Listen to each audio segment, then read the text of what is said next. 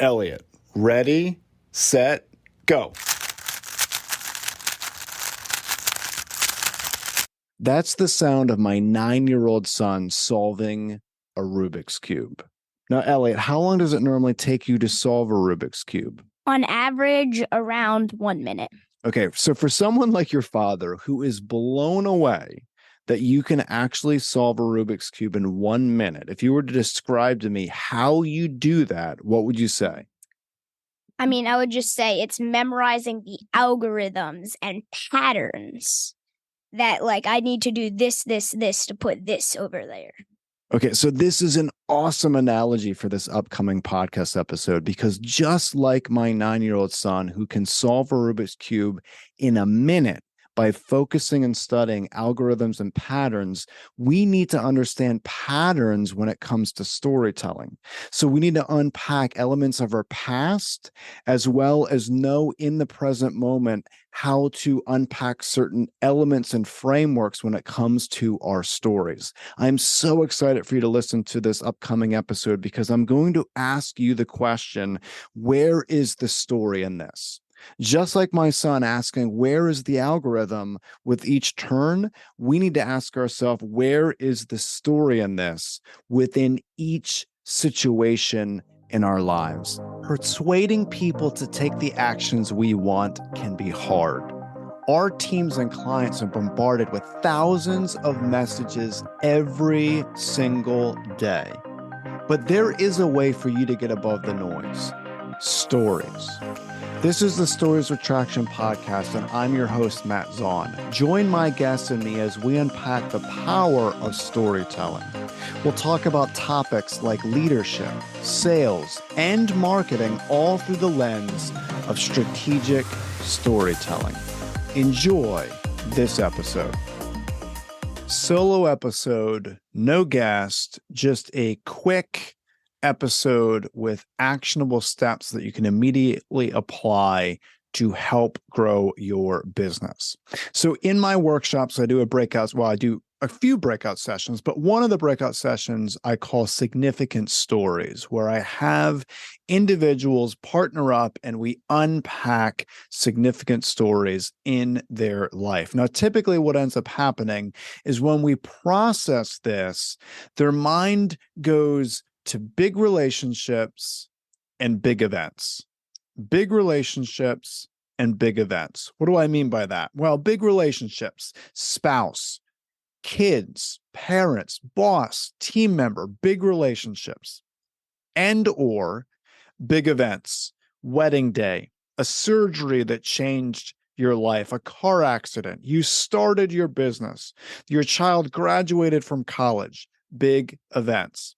Now, this is really important because we need to unpack past memories to expand the stories that we're sharing. And if you think about your life and you really do some deep story work and you process, there are thousands and thousands and thousands of stories that you can pull from past memories, those past experiences. And I challenge everyone to do that. If you want to build out a very robust content machine that will add to your marketing, if you want to create a very powerful story bank that will add to your sales pipeline process, you need to process past experiences. You need to process personal stories as well as business stories. Now, the personal stories, you can have a business theme intertwined, but you have to get your mind in a creative state to have a surge of storytelling. So you need to start unpacking numerous elements of past memories. Once you're able to do that and you start getting those memories out, you need to start being more present in the moment. See, we miss this. This exercise is powerful, and the whole intention is to get people to think about the significant stories. But again, typically our mind goes to big relationships and big events. We don't think about our day-to-day. And it's important to recognize this because more than not, we go through experiences every single day where if we are in the present moment, we can capture the experience and share it in story form, and it'll be significant for someone else to hear. It'll be significant for a client to hear, significant for a team member to hear, but we're not in the present moment enough. A lot of that is due to social media, where we've just trained our minds to be distracted and not be present. So we need to unpack two elements, two gigantic P's, if you will: past and present, past experiences and present moments. If we can unpack those two P's, we are going to have a third P, which is power, with the stories that we're sharing. This is really, really important for you to recognize that sometimes when we're in our day-to-day, we're not fascinated by it because it's our day-to-day, right? But yet we could be going through experiences that other people need to hear. I love talking about stand-up comedians because I think there's a lot that we can learn. And my favorite stand-up comedian is Jerry Seinfeld. I'm not a huge fan of the show, but I really appreciate him live in person behind a microphone. I think he's an absolute genius. And you have to ask yourself, why is he so funny? He is hysterical because he is a master at observational humor. Every time Jerry Seinfeld is in the midst of an experience, he asks himself one question: where is the funny in this? Where is the funny in this? So as he's living his day-to-day life and he's going through different situations, he's constantly asking himself, where is the funny in this? And he takes those experiences and he adds them into his shows. What we need to do as business leaders is, as we're going through experiences, we need to ask ourselves a question: where is the story in this? Where's the story in this that I can utilize to beef up my sales pipeline process? Where's the story in this that I can use to radically enhance my marketing? Where's the story in this that I can use to create a more vibrant company culture? Where is the story in this? This one question is extremely powerful, and we can ask it all the time, every day, and often several times a day.